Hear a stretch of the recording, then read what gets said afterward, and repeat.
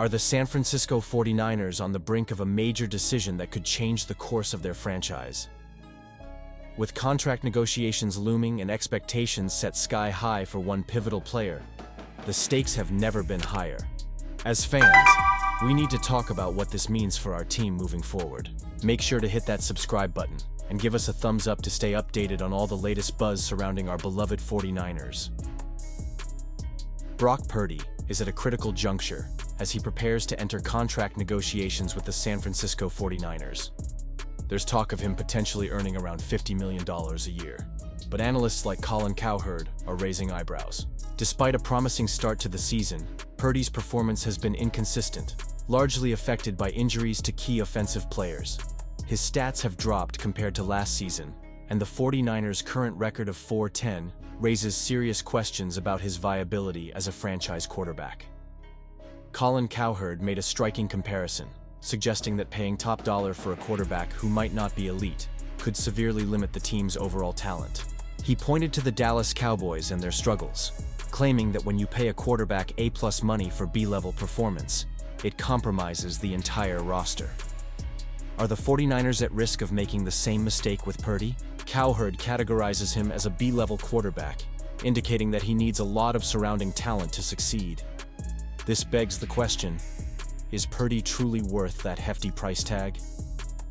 In the recent game against the Detroit Lions, Purdy started strong but faltered in the second half, throwing 2 costly interceptions that ultimately led to a loss. To make matters worse, he left the game with an elbow injury. Thankfully, Kyle Shanahan reported that the injury isn't as serious as it could have been, a hematoma with some nerve inflammation. However, this news doesn't absolve the concerns surrounding Purdy's durability and performance as he faces possibly missing the upcoming game against Arizona. As we look at the future, these contract negotiations become more complex, with the 49ers needing to consider the history of injuries and Purdy's performance this season. The prospect of a $50 million contract may not be realistic. It seems that a range of $30–35 million might be more appropriate, especially given that Purdy has yet to solidify his status as an elite quarterback in the league. This potential decision could have long-lasting impacts on the team's roster and their ability to compete in the coming seasons. Now, let's talk emotions. As a diehard 49ers fan, it's tough to watch this unfold. We all want to see our team succeed, but will overpaying for Purdy limit our chances to build a championship-caliber team? I find myself torn on this issue, or not. On one hand, Purdy showed flashes of brilliance last season, but on the other, the inconsistencies this year raise valid concerns. What do you think? Was it wise for the 49ers to even entertain such a high salary for Purdy based on his current performance? I'm genuinely interested in hearing your thoughts. Do you believe he can turn things around, or are we setting ourselves up for disappointment? Share your expectations and frustrations in the comments below. George Kittle has once again proven why he belongs in the elite circles of NFL tight ends. After a strong individual performance this season, Kittle has joined a prestigious group of tight ends with 4 or more seasons of over 1,000 receiving yards. With 76 receptions and 1,076 yards this year, he's not just playing at a high level, he's setting a standard that few can match.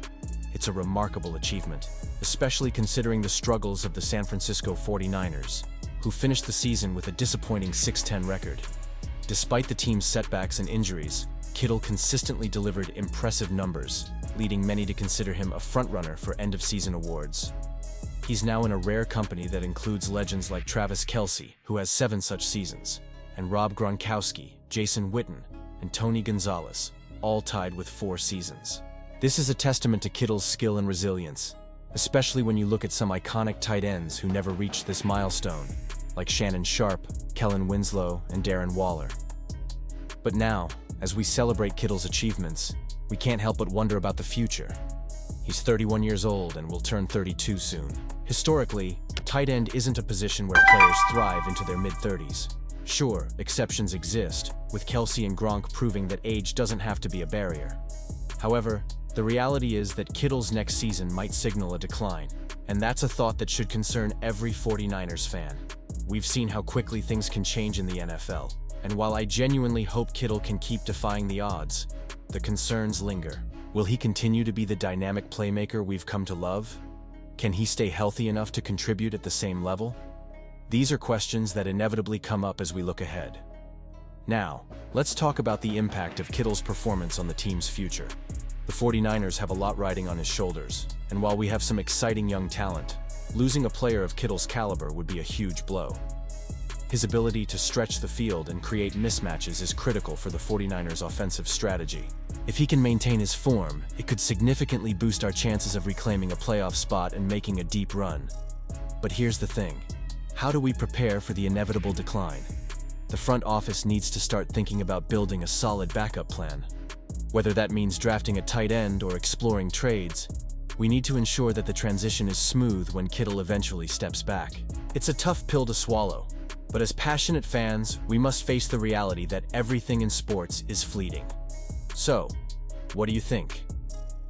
Was this season's performance enough to solidify Kittle's legacy? Or do you believe we're witnessing the beginning of the end? I, for one, am torn. I want to celebrate his achievements, but I can't shake the feeling that time is a relentless force. Let's open the floor for discussion. I want to hear your thoughts. Do you think Kittle will bounce back next season? Or are we witnessing the twilight of his career? Share your expectations and frustrations in the comments below. And before you go, don't forget to hit that like button, share this video, and subscribe to the channel so you don't miss any crucial updates about our beloved San Francisco 49ers. Trust me, you want to stay in the loop. And remember to activate that notification bell to get all the latest news as soon as it drops.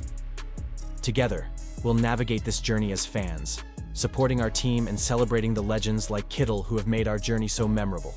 Let's keep the conversation going, and as always, go Niners.